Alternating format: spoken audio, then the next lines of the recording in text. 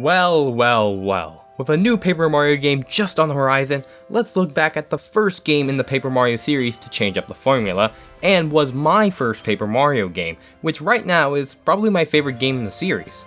So, Super Paper Mario, released in 2007 for everyone's favorite, not favorite Nintendo console, the Wii. Following up the 1,000-Year Door would be no easy task, so they didn't even try to. This game changed up a lot for the Paper Mario series, from turn-based gameplay to more action-based like a traditional Mario platformer. At release, this game was hated by Paper Mario fans, but over the years has grown quite the cult following, and is respected more so for its story and writing rather than its gameplay. And whatever it was still better than this. Now let's go through what I think are key parts of a Paper Mario game. Story, gameplay, presentation, and music. And remember, this is my first Paper Mario game, so I'm biased, but with that out of the way, let's begin.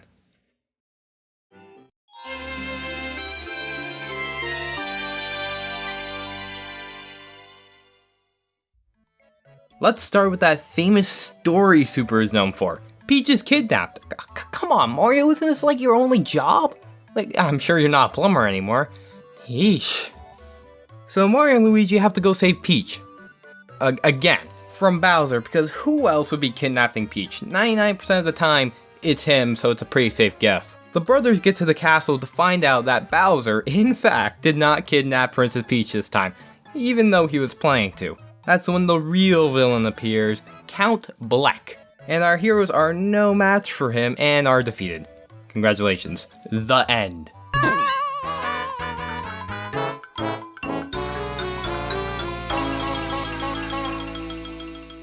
Okay, Mario wakes up in Flipside, a world inhabited by squares, circles, and triangles. Or as, the game likes to call them, the flip-flop folk. I can't believe that's their actual name. It's there where you meet your main partner for the game, Tippy, and a wise wizard named Merlon. Mario then finds out he is the hero who will stop the giant purple void that grows in the background that will devour all worlds alongside 3 other heroes. Take a wild guess of who they are. All of this is confirmed by the Light Prognosticus, which is a counterpart to Count Bleck's Dark Prognosticus. Essentially 2 prophetic books, with the dark one revealing the way to create the Chaos Heart by the marriage of Peach and Bowser, which caused the void to appear in the first place. It is now Mario's job to counteract the Chaos Heart by collecting 8 pure hearts, scattered across the land. During this adventure, many other stories will unfold as new characters and species are introduced, making this one odd Mario game. And there's this weird dialogue that keeps coming up between chapters about this Blumiere guy or whatever. It's probably not important. Throughout your journey, many new companions will join you, like Peach, Bowser, and eventually Luigi. Thank goodness he is playable. On the villain side of things, we have Count Bleck, the main villain of the game with his quite dapper costume, as well as his minion Dimentio, the dimension-hopping Prince of Time, Mimi, a shape-shifting maid whose real form terrifies the crap out of me, and a drunken Scottish man or just a really stupid one named O-Chunks. His assistant is Natasha, a hypnotist and the person whom he trusts the most, even with the knowledge of his past. A new face is added later known as Mr.L. Take your best guesses, guys, because I have no idea who this is. Can't be Luigi, the L on his hat is backward, that's how we know. It's like they looked at the box art of Mario Kart Double Dash during development and thought, I got it. Identity crisis aside, Mr.L even has a giant mech you can fight, that's cool. Anyway, the multiple worlds you travel to contain their own stories divided into 4 chapters while connecting to the overarching one with the pure hearts they contain at the end of every chapter.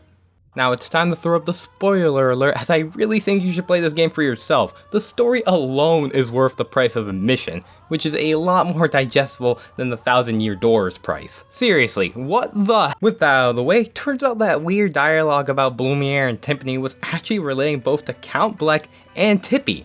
Count Bleck was once Blumiere, a member of the Tribe of Darkness, and Tippy was once a human. Don't think too much about that one. It gets better as we've been bamboozled the whole time, as Dimentio was the real villain all along.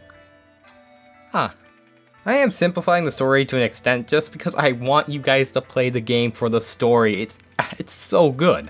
So overall, the story is great, probably even better than the 1,000-Year Door.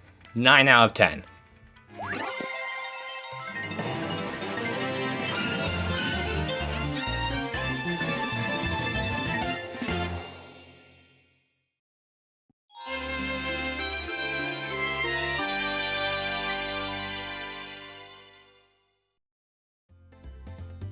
The gameplay is the reason most of us play video games, and thank goodness the combat here is good enough. Of course, you have to use the Wii remote on its side, and this D-pad and thumbs do not mix well. And I don't love the gameplay as it's as basic as any other Mario game. But where things shake up is with the multiple characters and pixels. With Mario being the hero of prophecy, he gains the ability to go 3D. No 3D glasses required, just one tap the A button and you're golden. The mechanic is probably one of my favorite Mario gimmicks ever, alongside Flood and Cappy. Flipping the entire level into a new perspective is so cool and never gets old for me. Unfortunately, it does expose how hollow the levels are, making them feel more like hallways. The mechanic does lend itself to some unique puzzles with the new perspective, but only Mario is the one who can use it. He can also jump and stomp on enemies, he's the blandest one here. Peach is almost the same, but her umbrella can be used to defend and glide across large gaps. Now we're talking. Bowser is a beast. He does twice as much damage as the other two and can breathe fire. Lastly, Luigi, same as Mario except with a bigger jump, but also my personal favorite. Next up are pixels. You get at least 2 per level minus the last one with their own introduction scene each. These make it seem like they are partners like the other games, but don't be fooled, because that is the only time they talk. Their weakness is that they feel more like game mechanics rather than actual characters.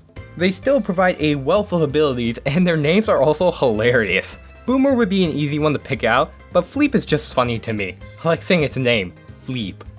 Onto the main issue of the gameplay, difficulty. It is no secret that Super is probably the easiest Paper Mario game.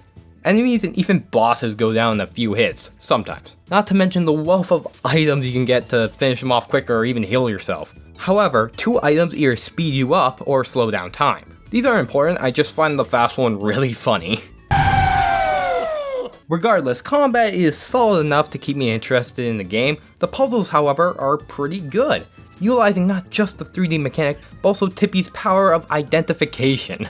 Sometimes objects like doors are hidden, in which you can reveal them by turning the Wii remote back to the way God intended and look around. Despite being on the Wii, Super does not have a lot of motion controls in it. I guess they could restrain themselves this time. The gameplay we have here isn't the only kind in the game, however. We have shooters, we have an actual RPG battle, a dating simulator.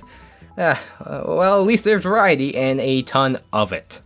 And the bosses, wow, not hard by any means, but you get to fight a giant robotic dragon, that's awesome! So anyway, I guess 7 out of 10.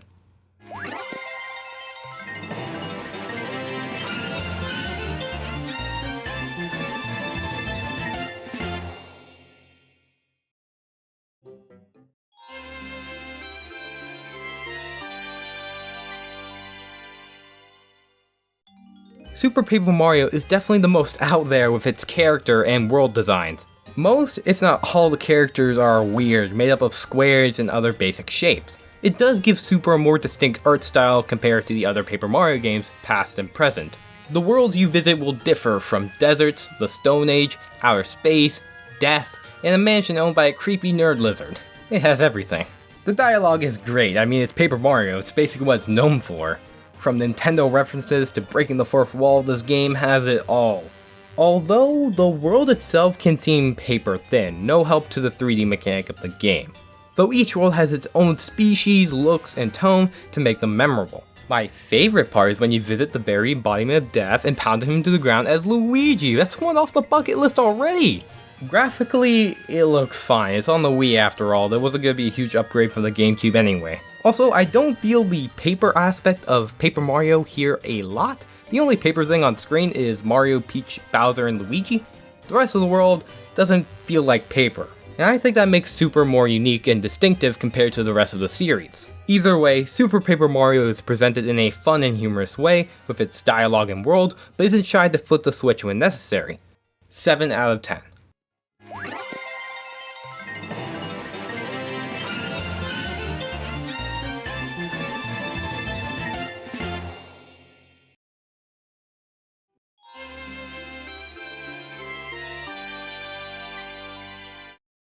Finally, the music. It's pretty good. Not my favorite soundtrack in the series, I'm sure Origami King will take that title, but we still have some good tracks here. Flipside's theme is a personal favorite and it really sells the odd place that you're in. Here's a little snippet.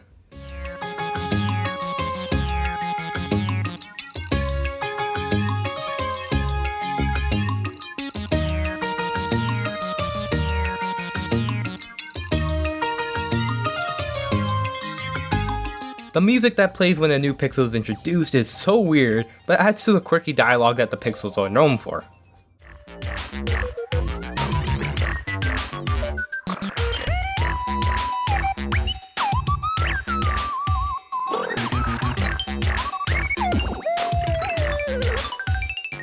The best battle theme, however, has to be the final one for me, and you're gonna need at least 30 seconds to appreciate this theme.